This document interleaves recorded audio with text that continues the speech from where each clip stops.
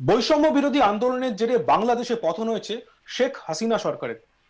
এরপর নোবেলজয়ী অর্থনীতিবিদ মোহাম্মদ ইউনূসের নেতৃত্বে গঠিত হয়েছে বাংলাদেশে অন্তর্বর্তী সরকার। সেই অন্তর্বর্তী সরকারের গুরুত্বপূর্ণ মন্ত্রী হয়েছেন ঢাকা বিশ্ববিদ্যালয়ের আইনের শিক্ষক আসিফ নজরুল। 16 মে 2024-এ এই আসিফ নজরুল একটি সভায় বক্তব্য রাখার সময় প্রতিবেশী ভারতকে চরম বিষোদ্গার করেন।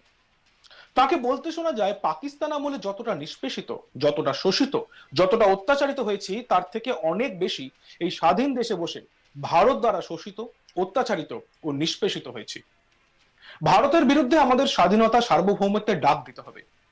এটা শুধুমাত্র নদীর দখলদারিত্ব নয়, ভারত সবকিছুতেই যেভাবে আমাদের ওপর সাম্রাজ্যবাদী একটা আগ্রাসনের থাবা বিস্তার করে আছে এবং তাদের তাবেদার সরকারের মাধ্যমে সেটা প্রতিফলন ঘটাচ্ছে, তার বিরুদ্ধে আমাদের সোচ্চার হতে হবে। প্রসঙ্গত এই বক্তব্য যখন তিনি রাখছেন, তখন